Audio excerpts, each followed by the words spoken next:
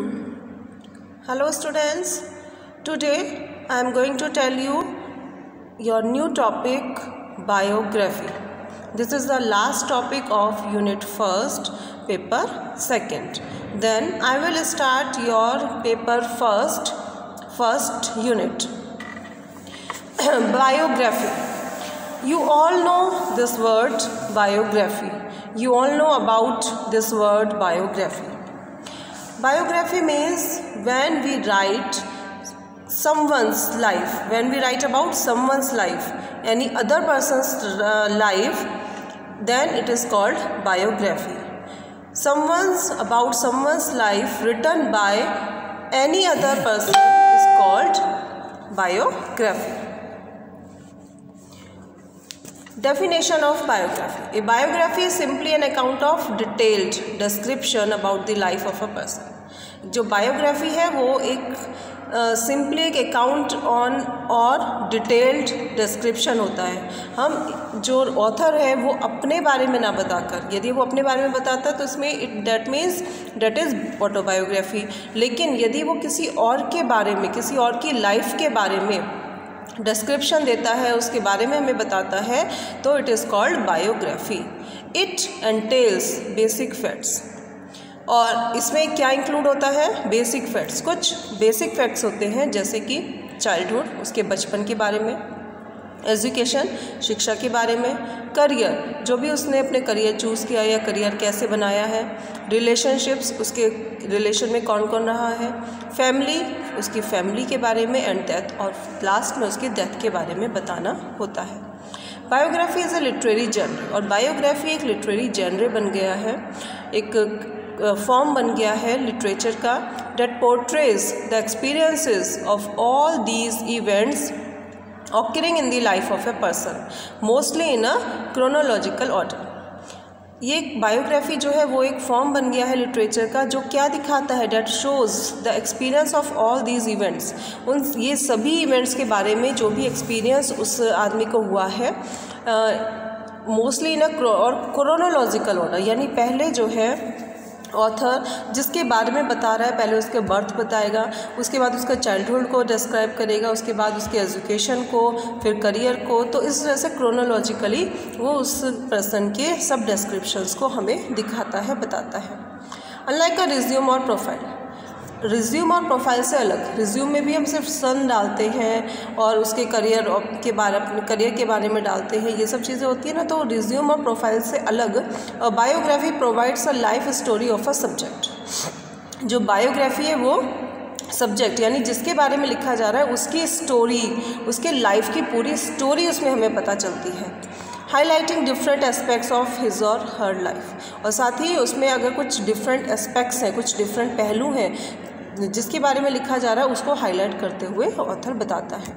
A person who writes biographies is called as a biographer. और जो person biographies लिखता है उसे क्या कहते हैं? Biographer. Function of biography. What is the function of biography? What is the work of biography? The function of writing biographies is to provide details regarding the life of a person or a thing in an entertaining but informative manner.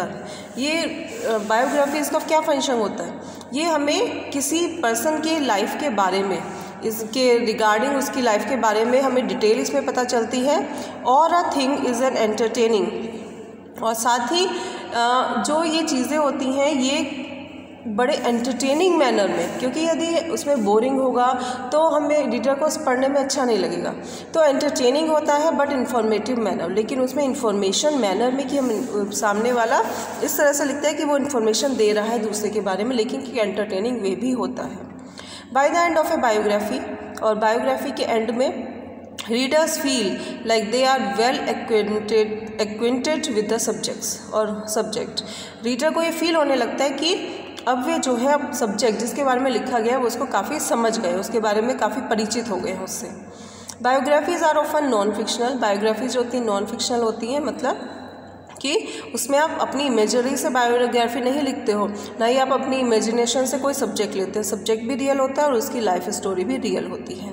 But many biographers also use novel like format. लेकिन कुछ biographers ने novel like format भी use किया है. Because a story line would be more entertaining with the inclusion of strong exposition, rising conflict and then climax.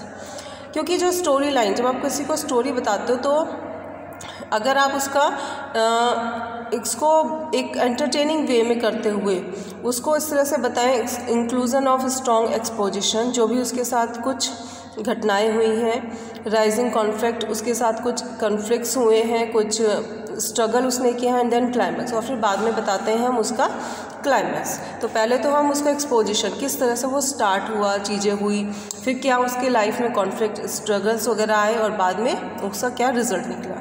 Besides, the most inspirational life stories could motivate and put confidence into the reader. इसके अलावा कुछ inspirational जो life stories होती हैं वो readers को motivate भी करती हैं और उनमें कॉन्फिडेंस भी इंक्रीज़ करती हैं। देखिए examples, biography in literature example, Shakespeare a life by Park Honan. This biography, ये शेक्सपियर जो है, मतलब शेक्सपियर नाम है बायोग्राफी का, और शेक्सपियर और लाइफ लिखी किसने, ये पार्क हॉनन ने।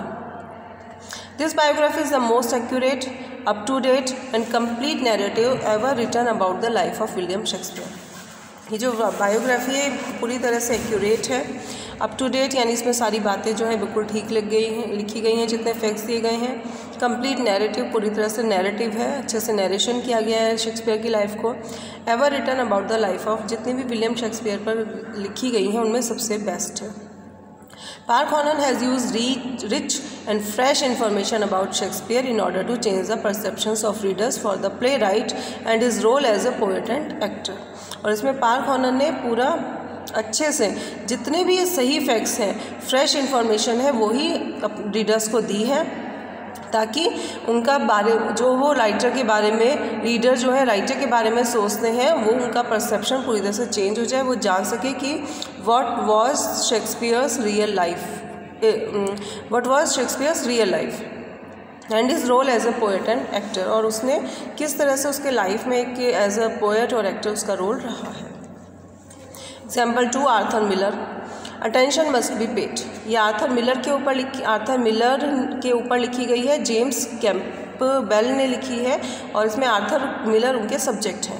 This biography is written in the form of drama, ये ड्रामा के फॉर्म में लिखी गई है, present in just 2 acts, 2 act में ये बांटा गया है। In the first act the author shows the famous dramatist Arthur Miller. पहले एक्ट में जो है ऑथर वो फेमस ड्रामेटिस्ट आर्थर मिलर को दिखाता है, इन इज अर्ली सक्सेस, उसकी अर्ली सक्सेस के बारे में बताता है। Having the love of most beloved women in the world, उसने जिससे लव किया उसके बारे में बताता है। एंड रेसिस्टिंग टायरनी, और उन्होंने जो उनके साथ उत्पीड़न जो हुआ था, कुछ गलत हुआ था, उसको भी उन्होंने किस तरह से उसका विरोध किया। However, in the second end of this biography, the author shows that the hero was badly assaulted and ridiculed by a rowdy mob called critics. वो बाद में सेकेंड एक्ट में बताता है अपने सब्जेक्ट के बारे में कि किस तरह से, हीरो कौन था उनका, आर्थर मिलर, तो किस तरह से आर्थर मिलर को असॉल्टेड किया गया, उनके साथ गलत बिहेव किया गया मॉब के द्वारा, यानी भीड़ के द्वारा, जिसे क्रिटिक्स कहते हैं, यानी क्रिटिक्स ने उनको बहुत आलोचना की उनके खिलाफ। Who are expelled from the conventional theatre, और जिन्हें कन्वेंशनल थिएटर से निकाल भी दिया गया। He ends his book with rhetorical details related to a revitalisation in the fortunes of the playwright, और बाद में वो अपनी बुक को बहुत ही रेटोरिकल यानी अलंकारिक रूप से अपनी उसकी डिटेल को ख़त्म करते हैं, और साथ ही जो भी प्ले राइट के भाग्य में जितनी भी चीज़ें हुई हैं, जितना भी उनका रिवाइटलाइजेशन हुआ, यानी वो रिवाइटल यानी कि वो फिर से उनका पुनर्जागरण कैसे हुआ, कैसे उन्होंने अपने आप को संभाला, इन सब के बारे में बताते हुए वे लिखते हैं। बायोग्राफी कैरेक्टरिस्टिक्स और elements, describe and discuss the life of a real person. Characteristics क्या है इसमें कि इसमें रियल पर्सन की लाइफ को डिस्क्राइब किया जाता है, उसको डिस्कस किया जाता है। Information is based on fact, जो भी इन्फॉर्मेशन दी जाती है वो फैक्ट बेस्ड होती है, सच होती है। Incidents, dialogue, people are accurate and form a reliable source using first person accounts when available. जितने भी इसमें इंसिडेंट्स होते हैं, डायलॉग्स होते हैं और लोग जो बताए जाते हैं वे एक्यूरेट होते हैं और एक रिलायबल सोर्स से उनके बारे में जानकारी ली जाती है। The person's life story is told with respect to other. देखिए ऊपर वाले पॉइंट में एक चीज़ और है, using first person accounts when available, यानी कि इसमें जो उन्होंने अपने बारे में लिखा है उससे भी लेकर जो भी अवेलेबल है उस सोर्स से लेकर भी वो बायोग्राफी लिखी जाती है। The person's life story is told with respect to other people. जो पर्सन की लाइफ स्टोरी है वो किसी दूसरे के द्वारा बताई जाती है, and events of the time in which they lived, और उस इवेंट को जिस टाइम पे जो भी उनके टाइम पे इवेंट्स हुए हैं। Develops an understanding of the places, time, events and other people when the person lived.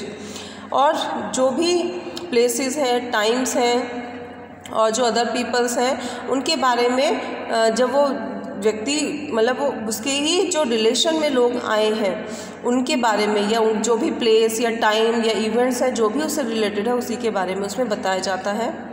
tells the story in a style and tone that the reader listener can relate to the person, believe in their humanness. और जो भी उसके बारे में बताया जाता है वो इस तरह के स्टाइल में होता है और टोन में होता है कि जो रीडर है या लिसनर है वो उस पर्सन से रिलेट कर सके, यानी पर्सन को पहचान सके, पर्सन को जान सके, and believe in their humanness. और साथ ही उन्होंने जितने भी मानवता वाली चीज़ें हैं या जो भी उनकी काइंडनेस है उस पर वो विश्वास करें। Develops a person as a real and interesting person, not a persona or stereotypical member of a particular group. और जो लिखा जाता है जिसके बारे में उस व्यक्ति को ऐसे डेवलप किया जाता है कि जैसे वो एक रियल होता ही है, तो रियल की तरह से उसे दिखाया जाता है, साथ ही एक इंटरेस्टिंग पर्सन दिखाया जाता है, ना कि उसको कोई इस तरह का पर्सन दिखाया जाता है जो कि स्टीरियोटिपिकल है, यानी कि कोई कॉन्स्पिरेसी वाला है, ये गलत काम करता है, या किसी पर्टिकुलर ग्रुप का कोई इस तरह के पर्टिकुलर ग्रुप का कोई मेंबर है, यानी उसको एक मोटिवेशनल पॉइंट ऑफ व्यू से दिखाया जाता है। ये नहीं कि उसको देखकर लोगों को लगे कि ये तो क्या कैरेक्टर है, ये तो बेकार है। ठीक है, so this was the biography. I will explain it more in the Zoom meeting. Thank you students.